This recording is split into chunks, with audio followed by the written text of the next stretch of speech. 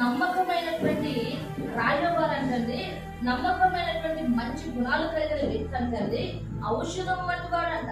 అది స్త్రీ అయినా పురుషుడైనా ఇది అర్థమవుతుంది. అది తల్లి అయినా తండ్రి అయినా భార్య అయినా భర్త అయినా పిల్లలైనా తల్లిదండ్రులైనా ఎవరైనా సరేనంటండి నమ్మకమైన రాయబారు అంటే ఔషధం వంటి వాడు. ఇది అర్థమవుతుందండి. అలా నమ్మకత్వాన్ని కోల్పోయే వారు ఎవరంటున్నాడో తెలుసా? దుష్టుడైన దూకంట కీడునకు లోపడతాడు. అంటే నమ్మకత్వం లేకపోవడమే దుష్టత్వం. దుష్టుడు ఎవరు అంటే నమ్మకత్వం లేదు వారు. మీకు అర్థమవుతుందండి. గమనించండి, వాక్యం చెప్తా ఉంది, ఖచ్చితంగా వాక్యం చెప్తా ఉంది. ఏమో తెలుసా? దుష్టుడైన దూత ఏమంటాడు? కీడునకు లోబడుతాడంటాడు. అదే నమ్మకమైన రాయబారు ఎలా ఉంటాడో తెలుసా?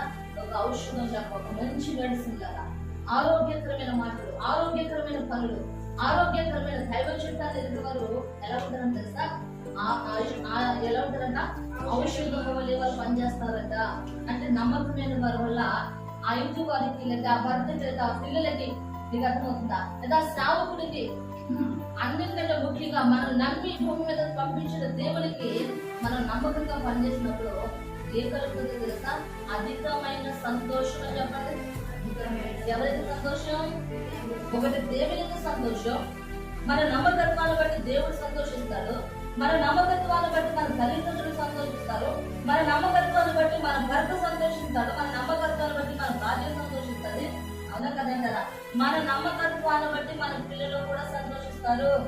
అలా ప్రతి విషయంలో మనం ఎలా ఉంటారో తెలుసండి, నమ్మకత్వాన్ని కాపాడుకునే వారుగా ఉంటారు. మీకు బైబిల్ గ్రంథంలో ఎస్తేరు అనేటువంటి ఒక సహోదరి గురించి చాలా సార్లు ఎస్తేరు గ్రంథంలో మనం చదువుకున్నాం. ఎస్తేరు తన తల్లిదండ్రులను కోల్పోయి తన బిడ్డ తండ్రి యొక్క ఇంట్లో తన నివాసం చేస్తున్నప్పుడు మొర్దెకై అనేటువంటి ఆయన ఇంట్లో ఎలా ఉందో తెలుసా? అమ్మ సొంత కూతురు మాది, సొంత కూతురు కాదు, అయినప్పటికీ కూడా ఎలా ఉందో తెలుసా? ఆ తండ్రి ఎలాగైతే అడుగుచారులో బిడ్డను నడిపిస్తాడో అలాగ తన బిడ్డ తండ్రి యొక్క ఇంటిలో ఎలా ఉందో తెలుసా?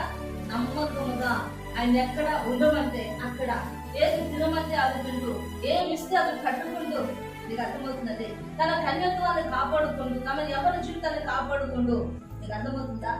మొర్దెకై యొక్క విలువలను కాపాడుతూ నమ్మకత్వంగా తను ఏం చేస్తుందో తెలుసా? తన జీవితాన్ని కొనసాగిస్తున్నదిగా మనకు ఎవరు కనబడుతున్నారు? ఎస్తేరు కనబడుతూ ఉంది. ఎస్తేరు నమ్మకస్తురాలుగా ఉంది కనుకనే రాజకోటలో రాణిగా ఉండడానికి అవకాశం ఉంటుంది. అదే నమ్మకత్వాన్ని కోల్పోయింది అనుకోండి, ప్రతి యవనస్తులాగా ఆమె కూడా త్రోవ తప్పిపోయింది అనుకోండి, రాజుకు భార్య అవడానికి అవకాశం ఉందంటారా? అమ్మా, రాజుగారికి భార్య అవడం చిన్న విషయం అనుకుంటున్నారా? అంత యోగ్యమైన స్థానము సింహాసనంగా కూర్చోగలిగిందంటే ఆమె ఎంత నమ్మకస్తురాలైతే రాజు సింహాసనం కూర్చోడానికి యోగ్యత కలిగింది కబురు చేశారు. మీకు అర్థమవుతుందా? అంటే ప్రతి విషయంలో మళ్ళా చెప్తున్నాను, కొన్ని విషయాల్లో కొందరు బాగానే నమ్మకంగా ఉంటారు, కొన్ని విషయాలు లేరు. కొన్ని పర్యాలు చాలా నమ్మకంగా ఉంటారు, భర్త దగ్గర పర్యాలు ఉండలేరు. కొన్నిసార్లు తల్లిదండ్రుల పిల్లలు చాలా నమ్మకం ఉంటారు, కొన్ని పర్యాయాలు ఉండలేకపోతూ ఉంటారు. ఏదంటే ఏదో ఒక బలహీనత, ఏదో ఒక దుష్ట సంబంధమైన ఆలోచన, ఏదో ఒక పాప సంబంధమైనటువంటి ఉద్దేశాలు మనం ఏం చేస్తాయి తెలుసా?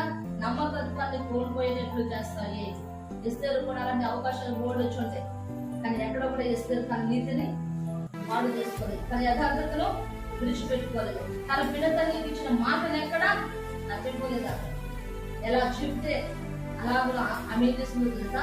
తన అడుగుచాలు చక్కదిద్దుకుంది కనుక, ఇదిగో తన తండ్రి యొక్క గౌరవాన్ని కాపాడుకుంటూ వచ్చింది కనుక ఆ తండ్రి దేవుడిని ఏం చేశాడో తెలుసా? తనను తీసుకెళ్లి శోషాల కోటలో తీసుకెళ్ళి ఇష్టపడ్డాడు. అదే నమ్మకత్వం లేని బిడ్డనైతే అప్పు చెప్పడానికి ఇష్టపడతాడండి? కరువు తీసే బిడ్డను అప్పు చెప్తాడా తండ్రి? మాట్లాడాలి. కన్యత్వాలు కోల్పోయిన బిడ్డను అప్పు చెప్తాడా? రాజు భార్య కదా, అప్పుడు కాపాడుకోబట్టే కదా ఎస్తేరుని తీసుకెళ్ళి ఎక్కడ చెప్పాడు? ఆ రాజాజ్ఞకు అవిధేయత చూపించి ఆ రాజాజ్ఞకు లోబడి మొదటి ఏం చేస్తాడు? అందరూ ఒక శోషాల కోటలో ఉన్న ప్రతి యమున స్త్రీలను తీసుకెళ్లి ఆ శోషాల కోటలో విడిచిపెడతా ఉంటే ఈమెను కూడా తీసుకెళ్ళి అక్కడ ఉంచారు. అమ్మా, దగ్గరగా సంవత్సరం శోషాల కోటలో ఉండి కన్యకులైనటువంటి యమునకులు రాజకుమారులు అందరూ కూడా ఆ యొక్క యొక్క ఎవరు నపుంసకుల యొక్క ఆధ్వర్యంలో ఏది యొక్క ఆధ్వర్యంలో వాళ్ళు పోషించబడుతూ సంరక్షించబడుతూ అలంకరింపబడుతూ సిద్ధపరచబడుతూ ఉన్నప్పుడు ఏవైతే ఎస్తేరుకి ఇస్తా ఉన్నాడో ఏవైతే అవసరమని ఎంచుకుని ఎస్తేరుకి అనుమతిస్తా ఉన్నాడో అవన్నీ కూడా ఏం చేస్తుందో తెలుసా? ఎలా ఉందంట?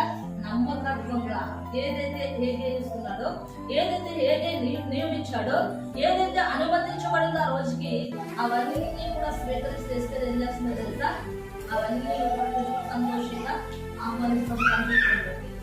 ఒక రోజు వచ్చింది, నియమింపబడిన దినములు అయిపోయాయి, రాజు ఎదుటికి వచ్చే రోజు వచ్చింది.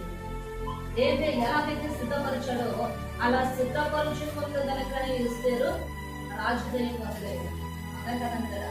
ఈరోజు మన ప్రయాస దేనికోసం అమ్మా? మన ప్రయాస దేనికోసం? ఈ కన్నీళ్ళు దేనికోసం? ఈ ఉపవాసాలు దేనికోసం? ఎవరు దేనికోసం అంటారు? దీవులు పొందడానిక? మాట్లాడండి. ఆశీర్వాదం పొందడానిక? ఈ భూమి మీద ధనవంతులు ఆత్రపడినట్లుగా ఆత్రపడ్డాక మాట్లాడండి. ధనవంతులకు మీరు ఆత్రపడతా ఉన్నారు అంటే ఆశపడతా ఉన్నారు. అలా పడడం వల్ల మీకు శ్రమను వాక్యం చేస్తుంది. అవునా? మరి మన దేనికి ప్రయాసాలు అంటే దేవుడు ఇచ్చేటువంటి ఉన్నతమైన రాజ్యం అని చెప్పండి. దానికోసమే ప్రయాస. నమ్మకమైన వారికి మెండుగా దేవుళ్ళు కలిగిందని చెప్తే అది మన జీవితంలో నెరవేరాలంటే మనం ఏం కోరుకోవాలో తెలుసా? మన దీవెన ఎక్కడుందో తెలుసా? పరలోకంలోనే ఉంది. మన ఆశీర్వాదం ఎక్కడుందో తెలుసా? పరలోకంలోనే ఉంది. మన పౌరుషత్వం ఎక్కడుంది? భూమి మీద ఉందనుకుంటారా? మన పౌరుషత్వం కూడా పరలోకంలోనే ఉంది. దాన్ని ఎవరో దొంగిలించలేరు. దాన్ని ఎవరైతే దేవుడు ఎవడో మీకు అర్థమవుతుందా? ఎవరు నమ్మకత్వంలో బ్రతుకుతారో, ఎవరు తమ జీవితాన్ని ప్రభుకి అంకితం చేసి దైవ చిత్తానుసారంగా జీవిస్తూ ఉంటారో వారికి దేవుడు దానిని ఉచితముగా అనుగ్రహిస్తానని వాక్యం చెప్పారు. మీకు అర్థమవుతుందంటే నీకు నీకే, నాది నాకే, నాది నీకు నీది నాకు చెల్లెలు కాదు. మాట తప్పని దేవుడు మనం ఆరాధిస్తున్న దేవుడు. నమ్మకమైన వాళ్ళు ఏనాడు కూడా సిగ్గుపడించే దేవుడు కాదండి. ఆయన మాట తప్పడానికి నరుడు కాదు. మీకు అర్థమవుతుందా? మాట తప్పడానికి నరుడు కాదు. గమనించండి. ఈ యొక్క ఎస్తరు అలా కూడా నమ్మకత్వాన్ని కాపాడుకుని తన కన్యత్వాన్ని కాపాడుకుని ఏది ఇచ్చిన ప్రతి వస్తువును తను అలంకరించుకుంటూ, ఏది ఇస్తున్న ప్రతి వస్త్రమును తను అలంకరించుకుంటూ, ఎలాగైతే సిద్ధపరుస్తున్నాడో అలాగ మాట చెప్పకుండా సిద్ధపడుతూ ఉన్నప్పుడు ఒక్కొక్క రోజు రాజు ఎదుటి ఆమె చేపడినప్పుడు అర్థమవుతుందండి. నీరురాలుగా విధేయతతో తల ఉంచుకుని రాజు ఎదుటి నిలబడినప్పుడు వెంటనే రాజు దయం పొందుకున్నట్టు వాక్యం చెప్తుంది. ఈరోజు ఏ ఎస్తేర్ అయితే రాజు దయం ఉందో ఈరోజు అదే ఎస్తేర్ స్థానంలో మనందరము కూడా ఇప్పుడు ఎవరి దయ పొందాలి? ఎవరి దయ పొందాలండి? దేవుని దయ. దేవుని దయ ఎవరి మీద ఉంటుంది? ఎవరి మీద ఉంటుంది? ఎవరు నిలబెడితే అలా బ్రతికేసే వాళ్ళకి ఉంటుందా? ఎలా పడతారా జీవించేసే వాళ్ళకి దేవుని దయ పనిచేస్తుందంటారా? మాట్లాడట్లేదు. చాలా మంది అనుకుంటున్నారు దేవుడు కనికర పూర్ణుడండి, ఎలాగైనా కనికరం చేస్తాడు. అర్థమవుతుందా? ఒకసారి దేవాలను క్షమించడానికి కాపాడంటే కరుణించేస్తాడు. ఎన్నైనా చేసేయచ్చు. ఆఖరిలో ఒక మాట చెప్తే సరిపోతుంది అనుకుంటున్నారు చాలా మంది. అంతలా అనుకుంటే మరి ఇంతగా ప్రయాసపడడం ఎందుకు? ఇంత నష్టపోతుకోవడం ఎందుకు? ఇన్ని ఆశలు చంపుకోవడం ఎందుకు? ఇది అర్థమవుతుందా? 2 సంవత్సరాలుగా ఎందుకు తిప్పబడాలి? నీవు అనుకున్న